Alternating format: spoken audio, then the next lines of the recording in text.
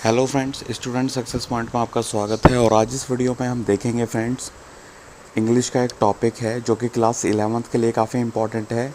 तो इस वीडियो में हम फ्रेंड जो आपका 11th क्लास की बुक है हॉर्नबिल का पहला चैप्टर देखेंगे, जो कि आपका इंग्लिश कोर सब्जेक्ट है। तो फ्रेंड इसमें हम चैप्टर नंबर फर्स्ट यानी कि the portrait of a lady, जिसको कि खुशवंत सिंह जी ने लिखा है। तो फ्रेंड इसकी चैप्टर की हम हिंदी में ट्रांसलेशन देखेंगे, यानी कि इसका देखेंगे कि ये चैप्टर में क्या स्टोरी है, क्या बताया गया है। तो फ्रेंड स्टार्ट करते हैं। तो फ्रेंड इसको ध्यान से सुनिएगा, क्योंकि अगर आपको चैप्टर की समरी पता है अपनी मातृभाषा हिंदी में, तो आप अच्छे से किसी भी क्वेश्चन का जवाब दे सकते हैं। तो फ्रेंड स्टार्ट करते हैं। तो हर किसी की दादी की भांति मेरी दादी भी बूढ़ी महिला थी। 20 वर्ष से जब से मैंने उसे देखा था, वह बूढ़ी व झुर्री से भरी थी। लोग कहते थे कि कभी वह युवती व सुंदर थी और उसका पति भी था, परंतु इस पर विश्वास आना कठिन था। मेरे दादा का चित्र बैठक में अंगीठी के ऊपर लटका हुआ था। उसने पगड़ी बांध रखी थी और ढीले कपड़े पहन रखे थे। उसकी लंबी सफ़ेद दाढ़ी ने उसकी छाती पर अधिकतर भाग ढक रखा था और वह कम से कम 100 वर्ष का दिखाई देते थे। वह ऐसा न लगता था जिसकी पत्नी व बच्चे हों। वह तो ऐसा लगता था जिसके केवल बहुत से पोते पोतियां हों। जहाँ तक मेरी दादी के जवान व सुंदर होने की बात थी, यह विचार की घृणात्मक थी। वह हमें बताया करती थी कि बचपन में वह क्या खेल खेला करती थी। उसके लिए ऐसा करना मूर्खतापूर्ण व अपमानजनक लगता था और हम उसे ऐसा ही मानते थे जैसा धर्म गुरुओं के बारे में कथाएं जो हमें कभी सुनाया करती थी। उसके बाद फ्रेंड नेक्स्ट पैराग्राफ की हिंदी हम देखते हैं। वह सदा से नाटी, मोटी और थोड़ी सी झुकी हुई थी। उसके चेहरे पर झुर्रियाँ फैली हुई थी जो एक दूसरे को काटती हुई कहीं से कहीं जाती थी। हमें विश्वास था कि जब से हमने उसे देखा था, वह सदा से ऐसी ही थी। वह बूढ़ी थी, इतनी बूढ़ी की और बूढ़ी ना हो सकती थी, और 20 साल से उसे आयु पर रोक गई थी। वह सभी खूबसूरत ना हो सकी होंगी, परंतु वह सुंदर थी। वह बेदाग सफ़ेद कपड़े पहने घर में लंगड़ाकर चलती थी। अपने कुबड़ का संतुलन करने के लिए अपना एक हाथ कमर पर रखती थी और दूसरे हाथ से माला फेरती रहती थी। उसके चांदी जैसे बाल उसके पील झुर्रियों वाले चेहरे पर बेढंगे फैले रहते थे और उसके होंठ लगातार चुपचाप प्रार्थना करने में हिलते रहते थे। हाँ, वह सुंदर थी। वह शीतकाल में पहाड़ी भूदृश्य की थी। स्वच्छ, श्वेत, शांत फैला क्षेत्र जिसमें शांति व संतोष का वातावरण था। अब फ्रेंड नेक्स्ट थर्ड पैराग्राफ देखते हैं। तो फ्रेंड मेरी दादी और मैं अच्छे मित्र थे। जब मेरे माता पिता नगर में रहने के लिए चले गए थे, तो वे मुझे उसके पास छोड़ गए और हम सदा साथ रहते थे। वह मुझे सवेरे उठाती थी और स्कूल के लिए तैयार करती थी। जब वह मुझे नहलाती थी और कपड़े पहनाती थी, तो अपनी प्रार्थना नीरस ढंग से गाती थी, इस आशा से कि सुनकर मुझे भी याद हो जाएगी। मैं सुन तो इसलिए लेता था कि मुझे उसका स्वर अच्छा लगता था, परंतु मैंने याद करने की परवाह ना की। फिर वह मेरे लकड़ी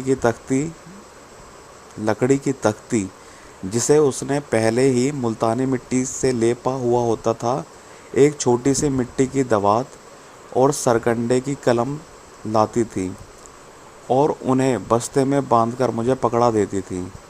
फिर एक मक्खन व शक्कर लगी मोटी बासी रोटी का नाश्ता खाकर हम स्कूल जाते थे। अपने साथ वह गांव के कुत्ते के लिए कई चपातियां ले जाती थी। अब फ्रेंड देखते हैं नेक्स्ट पैराग्राफ। तो देखिए फ्रेंड, मेरी दादी सदा मेरे साथ स्कूल जाती थी, क्योंकि स्कूल मंदिर के साथ लगा हुआ था। पुजारी हमें वर्णमाला और प्रार्थना सिखाता था। जिसे समय बच्चे बरगद के दोनों ओर बैठे मिलकर वर्णमाला और प्रार्थना गाकर बोलते थे। मेरी दादी अंदर बैठकर धार्मिक पुस्तकों का पाठ करती थी। जब हम दोनों का काम पूरा हो चुका होता था तो हम दोनों घर की ओर चल देते थे। इस बार गांव के कुत्ते हमारे मंदिर के द्वार पर मिलते थे। जो चपाती हम उसके पास डालते थे उनके लिए लड़ते गुर्राते हमारे पीछे आते थे।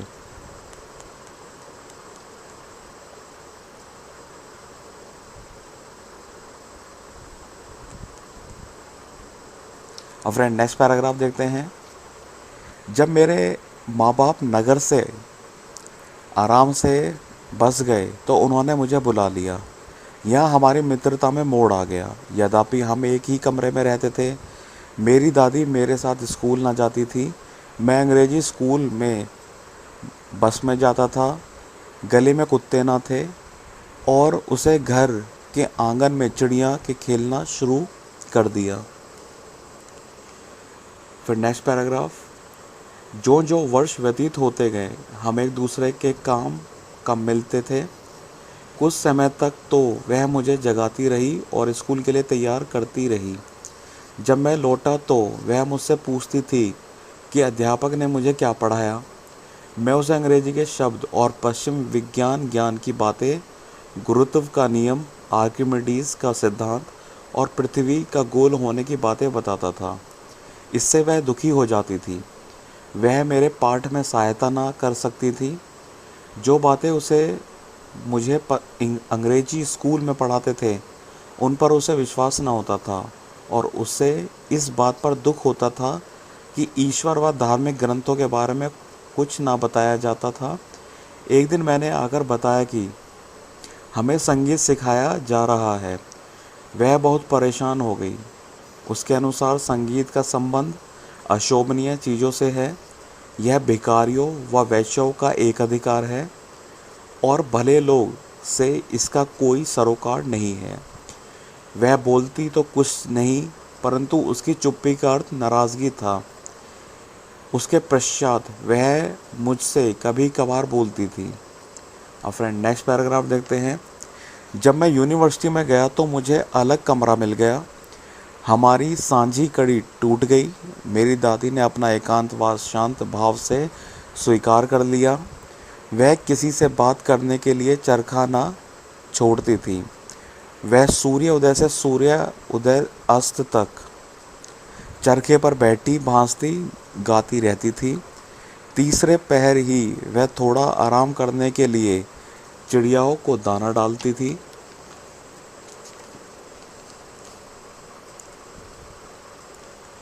और चरखे पर से उठ जाती थी। जब हम बरामदे में बैठकर रोटियों के छोटे छोटे टुकड़े करती थी तो सैकड़ों छोटे छोटे चिड़ियाँ उसके चारों ओर इकट्ठा हो जाती थी और चींची करके पागल बना देती थी। कुछ आकर उसके कंधों पर बैठ जाती थी और कुछ टांगों पर, कुछ तो सिर पर भी बैठ जाती थी। वह मुस्कुराती रहती थी और कभी भी उन्हें भगाती ना थी। यह आध घंटा उसका दिन भर का सबसे खुशी का समय होता था। अब फ्रेंड नेक्स्ट 8th पैराग्राफ देखते हैं। जब मैंने आगे पढ़ने के लिए विदेश जाने का निश्चय किया तो मुझे विश्वास था कि मेरी दादी बेचैन हो जाएंगी। मुझे 5 वर्ष के लिए जाना था और उसकी आयु में कोई विश्वास से कुछ नहीं कह सकता था, परंतु मेरी दादी को तो विश्वास था। वह भावुक भी हो गई। वह मुझे रेलवे स्टेशन पर छोड़ने आई, परंतु ना वह बोली और ना कोई भावना प्रकट की। उसके होठ प्रार्थना करते हिलते रहे। उसका मन प्रार्थना में मगन था। उसकी उंगलियां अपनी माला फेरने में लगी थी। चुपचाप वह मेरे माथा चूमा और जब मैं चलता गया तो मैंने उस गीली छाप को अपने शारीरिक स्पर्श की अंतिम मूल्यवान निशानी मानकर उसे मन में संभाले रखा। अब फ्रेंड 9th पैराग्राफ पढ़ते हैं। तो फ्रेंड देखिए उसके बाद आगे क्या होता है। परंतु ऐसा ना हुआ। 5 वर्ष के पश्चात मैं घर लौटा और वह मुझे स्टेशन पर लेने आई। वह एक दिन भी अधिक बूढ़ी प्रतीत न होती थी। अब भी शब्दों के लिए उसके पास शब्द ना थे। उसने मुझे बाहों में भर लिया और मैंने उसे प्रार्थना गाते सुना। मेरे लौटने के पहले दिन भी उसका सबसे अधिक खुशी का समय चिड़ियाओं के साथ व्यतीत हुआ, जिनको उसने पहले से अधिक देर तक खिलाती रही और हंसी से फटकारती रही। अब फ्रेंड 10th पैराग्राफ देख लेते हैं। सायंकाल उसमें परिवर्तन आ गया। उसने प्रार्थना ना की। उसने पड़ोस की स्त्रियों को इकट्ठा किया और एक पुराने ढोलक लेकर गाना आरंभ कर दिया।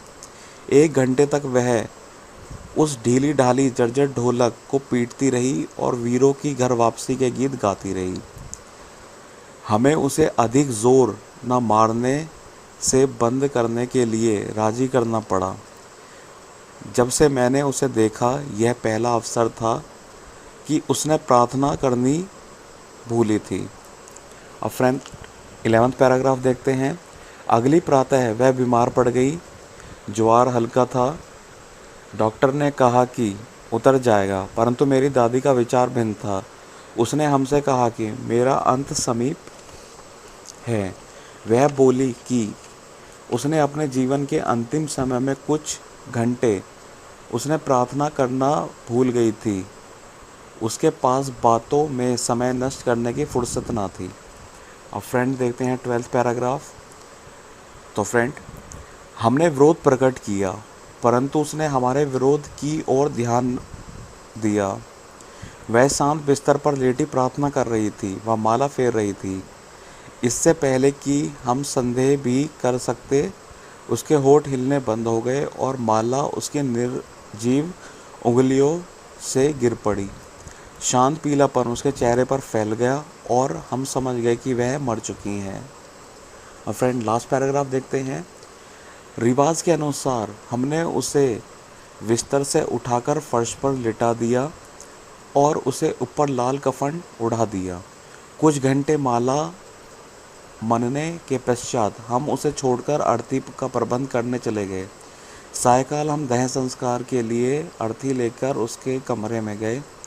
सूर्य छुप रहा था और उसके कमरे व बरामदे में सुनहरी रोशनी की चमक फैली हुई थी। हम आंगन के बीच में से रुक गए। सारे बरामदे में व उसके कमरे में जहाँ पर वह कफन में लिपटी कठोर पड़ी थी, हजारों चिड़ियाँ बिखरी बैठी थी, चींची ना कर रही थी। हम पक्षियों पर दया आई और मेरी माँ उनके लिए रोटी लेकर आई। उसने जैसे मेरी दादी किया करती थी, रोटी के टुकड़े करके उनके पास फेंक दिए। चिड़िया ने रोटी की ओर कोई ध्यान न दिया। जब हम अपनी दादी का मृत शरीर लेकर चले, वे चुपचाप उड़ गई। अगले दिन सफाई वालों ने रोटी के टुकड़े झाड़ू से इकट्ठा करके कूड़ेदान में डाल दिया। तो फ्रेंड, ये थी पूरे चैप्टर की हिंदी ट्रांसलेशन। तो फ्रेंड, ये काफ़ी इम्पॉर्टेंट है और इम्पॉर्टेंट इसलिए भी है क्योंकि फ्रेंड, अगर आपको हिंदी पता होगी तो आप हिंदी में आसानी से समझ लेंगे पूरी स्टोरी को। अगर आपसे कहीं से भी क्वेश्चन आ जाएगा और अगर आपको हिंदी पता होगी तो आप अपनी लैंग्वेज में कन्वर्ट करके इंग्लिश में ट्रांसलेट करके ले सकते हैं। तो friend, thank you very much.